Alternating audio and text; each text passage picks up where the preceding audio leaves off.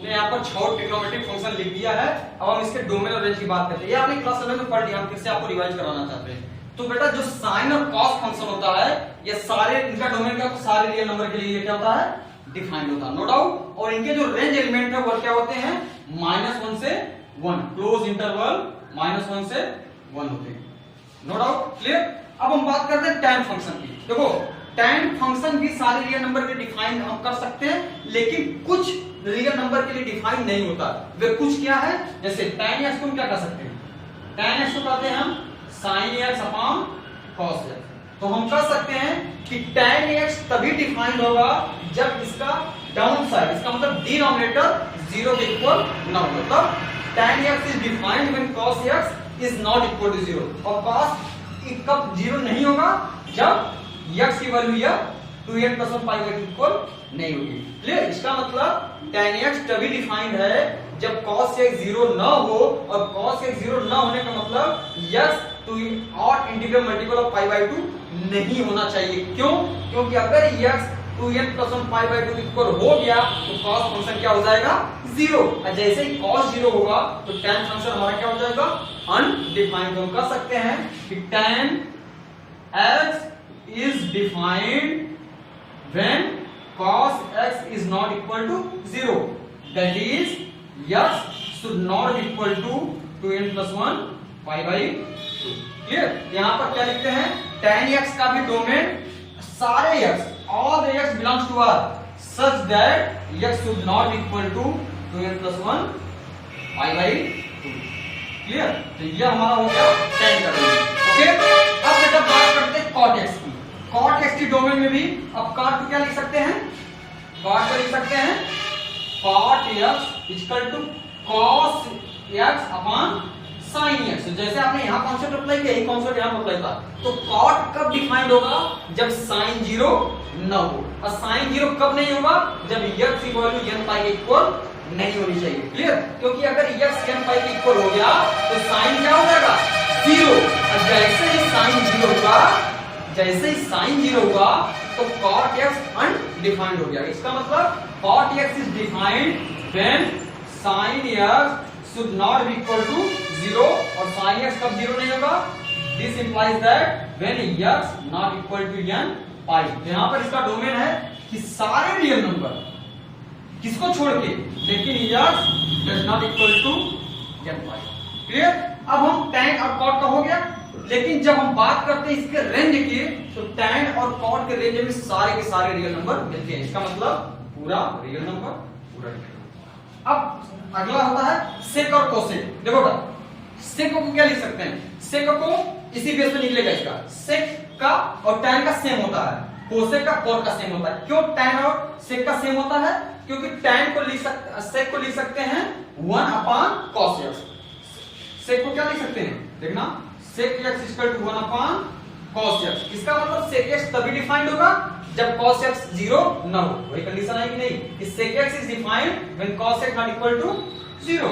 sec x is defined जब cos equal to 0 नहीं हो। और cos कब 0 नहीं होगा, जब x की वैल्यू यह नहीं होनी चाहिए। इसलिए यहां पर क्या लिखते हैं, ये tan वाला सारे x such that x it should not be equal to odd multiple of pi by 2। ये और इसी तरह कोसेक आप क्या डिफाइन कर लोगे, cot के इक्वल कोसेक क्या लिख सकते हैं, cosec x equal to 1 upon sin x। तो 1 अपॉन कोसेक x तभी डिफाइंड होगा जब sin 0 ना हो। और sin 0 कब नहीं होगा, जब x n पाई इक्वल ना हो। यहां पे क्या लिखते हैं, x बिलोंग्स टू R, ऐसे x सच दैट जो n पाई के इक्वल ना हो, मतलब x should not be equal to integral multiple of pi, clear. यहां पर डोमेन तो हो गया। अब बात करते हैं रेंज की। बेटा सेक और कोसेक का जो रेंज होता है उसमें क्या होता है, पूरे रियल नंबर से हम -1 से 1 ओपन इंटरवल सब्ट्रैक्ट कर देते हैं। -1 से 1 याद रखना, यह ओपन इंटरवल है। तो ओपन जब होगा इसका मतलब इसमें -1 नहीं लिया गया, तो R में से जो घटाना है वो -1 से 1 घटाना ओपन इंटरवल। इसका मतलब फाइनली इसके रेंज में 1 और -1 आएंगे। तो ये हमारा बेसिक था, इसको आप याद कर लीजिए बहुत अच्छे से, क्योंकि इनवर्स के लिए हम सारी चीजों का यूज करेंगे, क्लियर। सुनो आपसे so now I have taken the sine function जिसका डोमेन क्या है पूरा रियल नंबर और रेंज क्या है -1 से 1। अब हम देखेंगे कि इस साइन फंक्शन का ग्राफ क्या है। ग्राफ से आपको ये क्लियर हो जाएगा बेटा कि ये साइन फंक्शन 1 1 नहीं बल्कि क्या है मेनी 1। हालांकि यह ऑनटू है लेकिन 1 1 नहीं है और हम इसको 1 1 कैसे बनाएंगे ये हम आपको दिखा रहे हैं, लेकिन आपको बहुत ध्यान से इसको देखना होगा। क्लियर।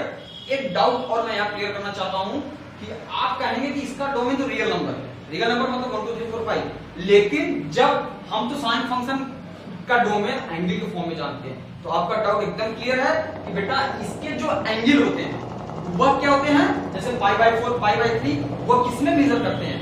इसका मतलब जो π/4 π/3 ये रेडियन, इसको हम रेडियन लेते हैं, उसको हम रियल नंबर भी कर सकते हैं। क्लियर। तो कोई डाउट मत रखिएगा। तो x की वैल्यू जब हम करेंगे, जैसे हम साइन फंक्शन लिखते हैं f(x) sin x, मान लीजिए sin x लिखा तो यह x कहां बिलोंग करता है रियल नंबर, लेकिन हम जनरली क्या लिखते हैं sin π/2 sin π/4 ऐसे लिखते हैं ना। इसका मतलब आप क्लियर करिएगा कि ये जो एंगल है means angle of trigonometric function in radian and all the real number can be considered as the same.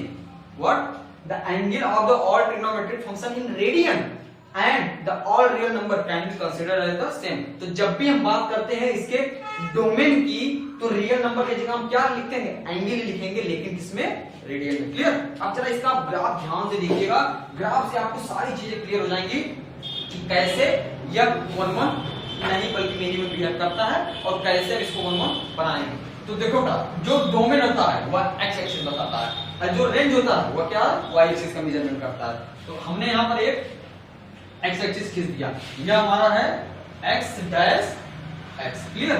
हमने यहाँ पर y एक्सिस खींच दिया, इसका नाम मान लीजिए क्या है y o y डैश। जो रियल नंबर होंगे उसको हम x एक्सिस पे मेजर करेंगे एंड करेस्पॉन्डिंग हमें रेंज एलिमेंट मिलते जाएंगे।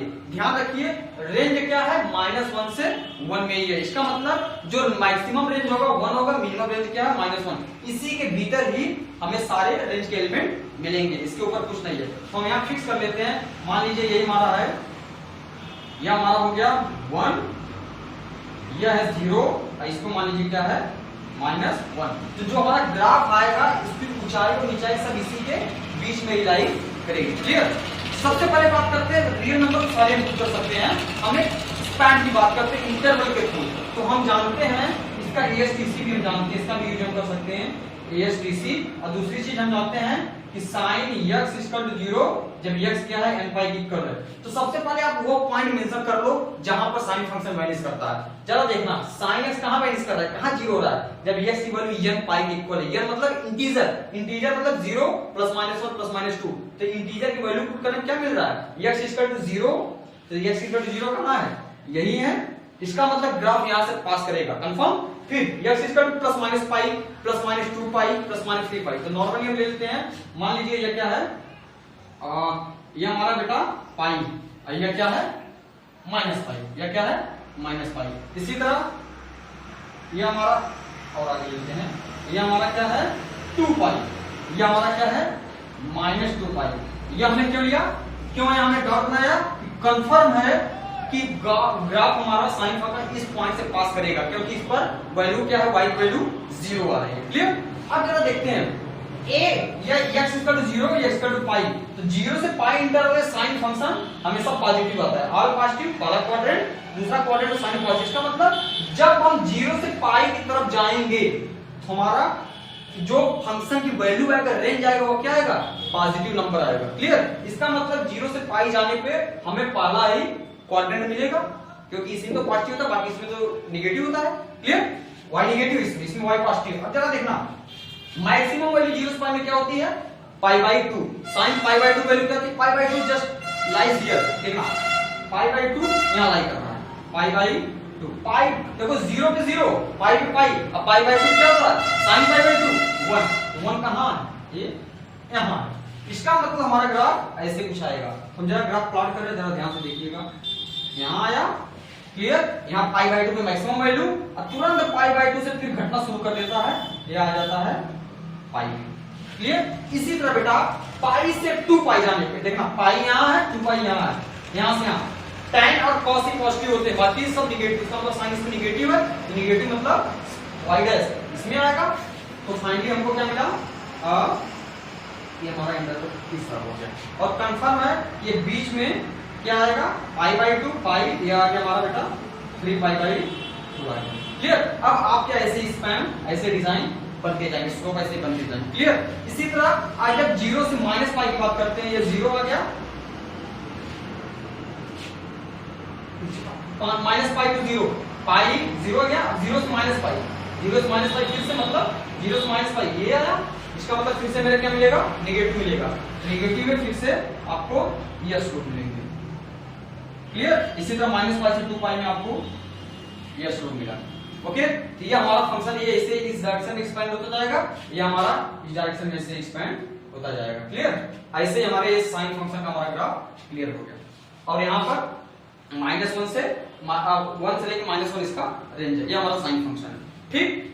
देखना था जो हमारे x एक्सिस है उस पर हम डोमेन मेंशन किए हैं। यहाँ π/2, π, 3π/2, π/4 कहां होगा, π/4 इसके बीच में आ जाएगा, 3π/4 यहाँ आएगा, पाई ऐसे हम सारे मेंशन करेंगे। अब करस्पॉन्डेंट जो वैल्यू जैसे sin π/2 क्या है, sin π/2 वैल्यू 1 होती है ना, तो 1 जो मेजरमेंट है ये 1 है, यही हमारा है fx, यही हमारा क्या है fx। इतना क्या है, इतना क्या है x है। अगर x इतना है fx क्या होगा, उस पॉइंट पे ग्राफ की लंबाई, ये हमारा क्या है fx है। क्लियर। इसको आप हमेशा याद रखना, ठीक है। अब जरा बात करते हैं फंक्शन क्या 1 है। क्लियर। ये बेटा -1 0 1। क्लियर। तो देखो बेटा पहली चीज, अगर हम अनटू की बात करते हैं, 1 से -1 पर किसी भी पॉइंट पर कोई भी पॉइंट लेंगे तो उसके करेस्पॉन्डिंग हमको कोई न कोई प्री इमेजेस मिलेंगे। सपोज करो हमने एक पॉइंट ले लिया, -1 से 1 के बीच में हमने एक पॉइंट ले लिया, ठीक है। अब इस पर जब हम देखते हैं, ये देखो यहां पर हमने क्या लिया कि यहां पर भी इंटरसेक्ट कर रहा है, यहां पर भी इंटरसेक्ट कर रहा है, इसका मतलब यह हमारा x की वैल्यू, यहां पर भी x की वैल्यू। क्लियर। सपोज करो यह क्या बेटा हाफ है, 0 से 1 के बीच में हाफ है, तो हाफ के लिए हमें एक पॉइंट यहां मिला, यह हमारा x की वैल्यू, सपोज करो यह क्या π/6 मान लो, यहां पर भी ऐसे कुछ आएगा। क्लियर। 180 5π/6 मान लो। ओके। तो इसका मतलब हम क्या दे रहे हैं कि हाफ के रिस्पेक्ट में हमको x के दो वैल्यू मिल रहे हैं, π/6 और 5π/6। और आगे आप जाओगे, जब इसको आगे आप बढ़ाओगे तो आपको जो इंटरसेक्ट करेगा यहां पर, तो यह भी तो आपको कुछ ना कुछ मिलेगा, यह आपका मिलेगा 2π + π/6।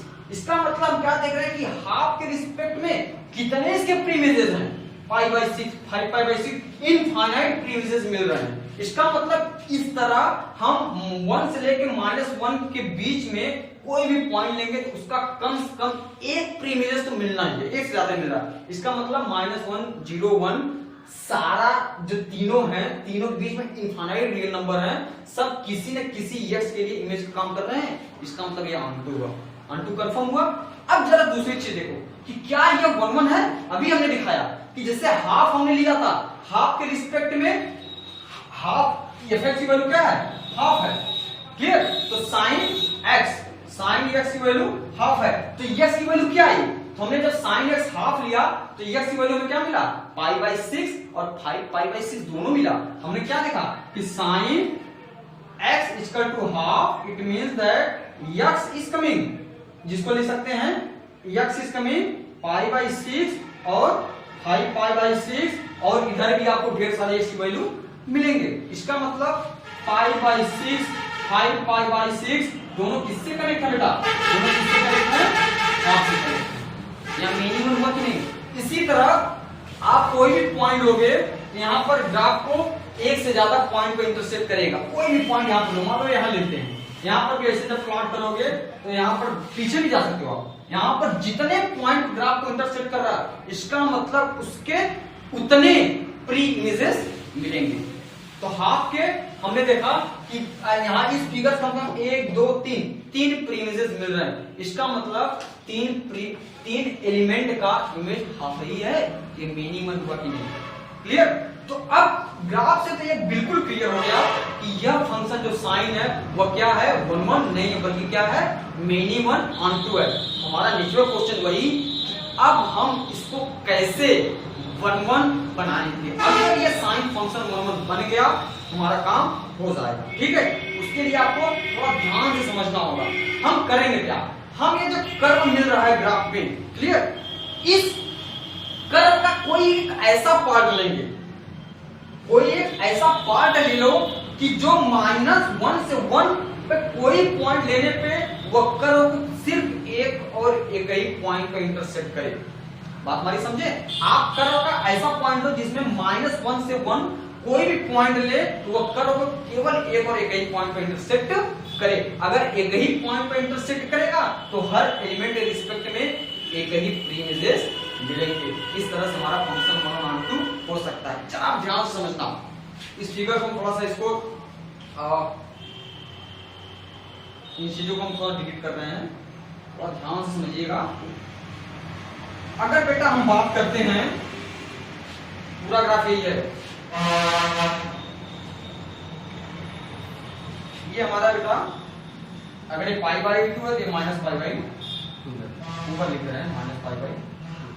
अगर हम बात करें ग्राफ में माइनस पाई बाई 2 से पाई बाई 2, पूरा रियल नंबर छोड़, आप केवल माइनस पाई बाई 2 से पाई बाई 2 की बात करो, मतलब यहां से यहां तक और यहां से यहां तक, तो हमारा कर्व मिला क्या? हमारा कर्व तो यही मिला ना, ये यहां से फिर यहां से, यही हमारा कर्व है, ये हमारा कर्व है। ध्यान समझिएगा, यही हमारा कर्व है। हमने जो रियल नंबर है, इस रियल नंबर के प्लेस पे पूरा रियल नंबर लेकिन न लेके क्या लिया, सिर्फ माइनस पाई बाई 2 से पाई बाई 2, तो क्या मिलता है? Close interval minus pi by 2 से पाई बाई 2। इसका मतलब माइनस पाई बाई 2 पे -1 दिया, माइनस पाई बाई 2 पे -1 कर्व मिला है और पाई बाई 2 पे 1, हमारा कर्व यही मिला है, यही। तो हमारा ग्राफ यहां से यहां तक है। ठीक है, हम इसको छोटा सा सेपरेट फिगर भी आपको बनाकर दिखा सकते हैं। चलो देखना ध्यान से, एक छोटा सा फिगर है, ठीक। हमारा जो कर्व है वह है, ठीक बेटा, यह है हमारा, यह हमारा माइनस पाई बाई 2, यह है पाई बाई 2, ठीक। अब देखो यह हमारा क्या है, 1 0 -1। अब बेटा -1 से लेके -1 के बीच में आप कोई भी पॉइंट ले लो, कोई भी पॉइंट। देखो ये ग्राफ को कितने पॉइंट में इंटरसेक्ट कर रहा है, सिर्फ एक पॉइंट। अब मान लो ये 1 है, ये 0 है, या मान लो एक पॉइंट हमने ले लिया हाफ, या ले लो 1/4, या हाफ है, हाफ, या मान लो 1/4 है, ऊपर वाला ले लो 3/4, यह है 3/4। तो 3/4 के रिस्पेक्ट में देखो ये पॉइंट मिला, तो इसका प्रीमिसेस क्या होगा, 3/4 का प्रीमिसेस क्या होगा, वहीं से परपेंडिकुलर डाल लो। अब ये मेजरमेंट जो आएगा वो इसका क्या होगा, प्रीमिसेस। इसी तरह हाफ का प्रीमिसेस क्या होगा, इसको देखो एक पॉइंट पे, फिर इसका देखो प्रीमिसेस निकाल सकते हैं, क्लियर। इसी तरह 1/4 का यहां से निकाल सकते हैं। तो हम क्या देख रहे हैं, अब यहां से भी आप देख लो, अगर कोई एक पॉइंट ले ले यहां पर, इसके रिस्पेक्ट में यह इसी तरह मिला, इसके रिस्पेक्ट में यह इस तरह मिला, क्लियर। यहां से हमें क्या देख रहे हैं कि अगर हम कोई भी पॉइंट ले रहे हैं तो उसका केवल एक ही प्रीमिसेस मिल रहा है। और दूसरी चीज, हमारा जो कंडीशन कहता है कि 1 1 की अगर fx1 = fx2 है तो यह इंप्लाई करता है कि x1 = x2 आना चाहिए। आप कोई भी दो fx1 fx2 ले लो, कोई भी दो fx1 fx2, यहां पर तो पॉसिबल था, जैसे मान लीजिए यहां पर हमने हाफ लिया था, मान लीजिए हाफ की बात करते हैं, तो हाफ के केस में हमने जब ग्राफ ऐसे प्लॉट किया था, एक हमको यह मिला था, एक हमको यह मिला था। तो हाफ हमारा क्या था, fx1 मान लो fx1 fx2, fx1 = fx2, दोनों क्या थे, हाफ आए थे, ठीक है। इसका मतलब sin x1 = sin x2, दोनों की वैल्यू क्या आए थे, हाफ आए थे। तो जब दोनों की वैल्यू हाफ थे तो क्या sin x1 x2 भी इक्वल आए थे। यहां पर हमने देखा कि sin x1 sin x2 value दोनों हाफ है, लेकिन हाफ के रिस्पेक्ट में पहला fx1 हमको यह मिला, दूसरा fx2 यह है, यही लेंथ हमारा fx1 और fx2 दोनों इक्वल है, लेकिन x1 x2 क्या है, यह x1 बता रहा है बेटा, यह क्या बता रहा है, x2। और x1 कितना है, पाई बाई, यहाँ पर पाई बाई 2 और पाई बाई हाफ किसके केस में आता है, साइन 36 आता है, यहाँ पे आया था पाई माइनस 5 पाई बाई 6, ये 5 पाई बाई 6 आया था। यहाँ पर हम क्या देख रहे हैं, x1 की वैल्यू कितना आया है, पाई बाई 6, और x2 की वैल्यू कितना आया है, 5 पाई बाई 6। इसी तरह आपको और भी x1 x2 मिल सकते हैं। तो यहाँ पर तो कंडीशन था कि हाफ के रिस्पेक्ट में हमें दो x1 x2 ऐसे मिले हैं, पहला x1 5 by 6 है, दूसरा x2 क्या 5 by 6 है, दोनों अनइक्वल हैं, x1 does not equal to x2, लेकिन दोनों के इमेजेस fx1 और fx2 दोनों क्या सेम है। तो यहाँ से कंफर्म था ना, ये मिनिमम है भाई, ये 5 by 6, यहाँ देखो 5 by 6 5 pi by 6, दोनों वैल्यू क्या आ रहे हैं, दोनों वैल्यू क्या आ रहे हैं, दोनों वैल्यू आ रहे हैं हाफ। तो यहाँ पर तो था ये मिनिमम है, लेकिन अब आप कोई भी एंगल लोगे, यहाँ पे यहीं पर देख लो, ऐसे देख लो, कोई भी x लोगे, उस कोई भी x लोगे तो उसका सिर्फ एक और एक ही इमेज मिलेगा। वो इमेज भी आप देख सकते हो, देखो ऐसे है ग्राफ,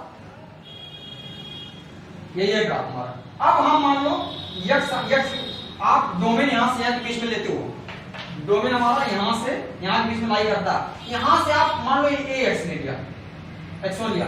अब इस x1 के रिस्पेक्ट में आपको क्या इसका इमेज क्या मिल रहा है, यही तो मिल रहा है, यही तो इसका इमेज है fx। ये हमारा क्या होता है, ये हमारा है fx1, क्या कोई और है पॉसिबल नहीं है। मान लो x2 यहां लिया, इसके रिस्पेक्ट में यह मिला, तो हर पॉइंट पे हर x पर उसके एक ही इमेज मिल रहे हैं, इसीलिए ये हमारा क्या है, इस कंडीशन में हमारा क्या है 1 1 है, और आपको नो डाउट किया ऑन टू भी है।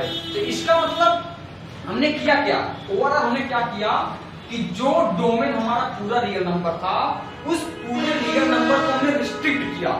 हमने इस साइन फंक्शन में डोमेन को रिस्ट्रिक्ट किया। रिस्ट्रिक्ट कैसे किया, छोटे छोटे इंटरवल में। पहला इंटरवल लिया हमने माइनस पाई से माइनस पाई बाई 2 से पाई बाई 2 में, और हमने देखा कि माइनस पाई बाई 2 से पाई बाई 2 के केस में हमारा ग्राफ सिर्फ इतना मिलता है, और यह ग्राफ 1 1 भी है और ऑन टू भी है। अतः मींस अब हम इस माइनस पाई बाई 2 से pi by 2 sine from minus pi by 2 से पाई बाई 2, रेंज हमारा सेम है -1 से 1। यह फंक्शन हमारा क्या है 1 1 और ऑन टू है। यह क्या था, मिनिमम ऑन टू था, लेकिन यह था 1 1 और ऑन टू है। अब एक और क्वेश्चन इस क्वेश्चन उठता है कि क्या हमने जो ब्रेकिंग किया है ग्राफ का, जो रियल नंबर को ब्रेक किया है इस इंटरवल में, क्या ऐसे और भी इंटरवल लिए जा सकते हैं? तो ऑफकोर्स लिए जा सकते हैं बेटा।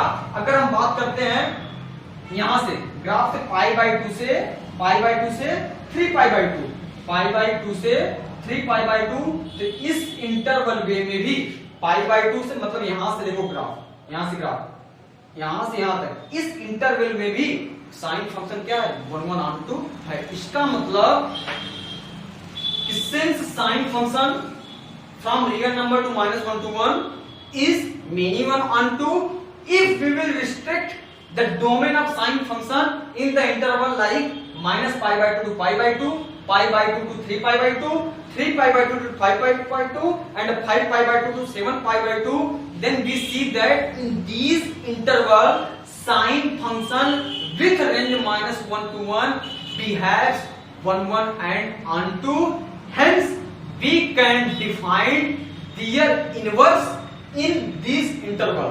अब बेटा इन सारे इंटरवल में हम साइन इनवर्स डिफाइन कर सकते हैं। Hence we can define sine inverse from, याद होगा आपको, अगर f x to y है और f हमारा क्या है 1 1 on 2 इनवर्टिबल हुआ, और जब इनवर्टिबल होगा तो f इनवर्स कहां डिफाइन होता है, y से x, f इनवर्स y से x। हमने देखा कि sine minus pi by 2 to -1 से 1 क्या मिला 1 1 on 2, इट मींस इनवर्टिबल। इसका मतलब अब हम इसका इनवर्स डिफाइन कर सकते हैं। इनवर्स डिफाइन कैसे करते हैं, लिखते हैं साइन इनवर्स, पढ़ते रहिए ऐसे, साइन इनवर्स फ्रॉम -1 से 1 to -pi by 2, -pi by 2। Clear? इस तरह से हम इसका इनवर्स डिफाइन कर सकते हैं। क्या करिएगा, इस इंटरवल के अलावा भी हम इंटरवल ले सकते हैं, सब में साइन इनवर्स डिफाइंड होगा, लेकिन इन सारे इंटरवल में जो -π/2 है, यह एक स्पेशल इंटरवल है जिसको पूरे वर्ल्ड में फॉलो करते हैं, स्पेशली हम इसी को लिखते हैं। इसीलिए इस -π/2 वाले इंटरवल को, मतलब वह साइन इनवर्स फंक्शन जिसका डोमेन तो -1 है, लेकिन अगर रेंज -π/2 to π/2 लिया है तो इस साइन इनवर्स फंक्शन में इस रेंज को क्या कहते हैं, प्रिंसिपल रेंज, जो सबसे हेड होता है प्रिंसिपल रेंज, और करस्पॉन्डेंट वैल्यू को हम प्रिंसिपल वैल्यू करते हैं। ठीक है, तो साइन इनवर्स विथ डोमेन -1 से 1 and range -π to π/2 is inverse sine function, ये हमारा डिफाइंड हो गया, और यही हमारा क्या प्रिंसिपल रेंज है। तो आई थिंक आपको ग्राफ ऑफ साइन फंक्शन और साइन इनवर्स समझ में आएगा। क्लियर? ओवरऑल यहाँ पर हम देखे कि साइन इनवर्स कैसे डिफाइंड हुआ, और हमने आपको बताया कि -π/2 to π/2 ऐसे ढेर सारे इंटरवल में आप इसको तोड़ सकते हैं। जैसे -π/2 to π/2 है, आप इसमें पाई सब्ट्रैक्ट करो या तो ऐड करो, आपको ढेर सारे इंटरवल मिलते रहेंगे। जैसे हमने पाई ऐड किया तो हमको क्या मिला, π/2 से 3π/2, और पाई ऐड करो तो क्या मिलेगा, 3π/2 to 5π/2, फिर 5π/2 to 7π/2, फिर 7π/2 to 9π/2। अगर हम इसको पीछे आते हैं तो अगर हम पाई सब्ट्रैक्ट करते हैं तो क्या मिलता है, -3π/2 to -π/2, फिर -5π/2 to -3π/2। ऐसे हमको ढेर सारे इंटरवल मिलते हैं जिसमें साइन फंक्शन 1 1 ऑन 2 होता है, हेंस हम इसमें इसके इनवर्स डिफाइन कर सकते हैं। क्लियर? तो यह था हमारा साइन इनवर्स फंक्शन। इसी तरह बेटा आपके पास कॉस है, tan है, सेक है, कोसेक है, सेक है, सारे 6 ट्रिग्नोमेट्रिक फंक्शन के इनवर्स डिफाइन हो सकते हैं। तो अब हम साइन के अलावा कॉस भी ऐसे डिफाइन कर सकते हैं, उसमें भी हम सारे इंटरवल, क्योंकि इसमें जैसे कॉस का भी तो r से -1 to 1, उसमें भी r को हम तोड़ेंगे तो जनरली साइन की हेल्प से आप कॉस भी कर सकते हो। अब हम आपको दिखाने जा रहे हैं एक टेबल, उस टेबल में हम दिखाएंगे सारे इनवर्स ट्रिग्नोमेट्रिक फंक्शन और ग्राफ। आप अब बाकी ग्राफ आप अपने से कर सकते हो। क्लियर? अगर आपको डाउट होगा तो बताइएगा, हम फिर से बता देंगे, नहीं तो साइन की हेल्प से हम सारे डिफाइन करने जा रहे हैं। अब इसके बाद हमारा एक्सरसाइज स्टार्ट होता है। एक्सरसाइज में प्रिंसिपल वैल्यू फाइंड करना है। ओके, फिर से बेटा आपको अगर कंफ्यूजन हो, सबसे पहले आपको क्लास 11 के बेसिक्स पढ़ने होंगे, नहीं तो आपको समझ में नहीं आएगा। और स्पेशल उसके सारे 11 ट्रिग्नोमेट्री में जितने भी टॉपिक दिए हैं सब कुछ आपको पढ़ना होगा, स्पेशली उसके आइडेंटिटीज, उसके फॉर्मूले, उसके ट्रिग्नोमेट्रिक फंक्शन के डोमेन एंड रेंज, उनके ग्राफ, उनके बिहेवियर। ओके, सो मैं बताऊं जल्दी सीधे ग्राफ।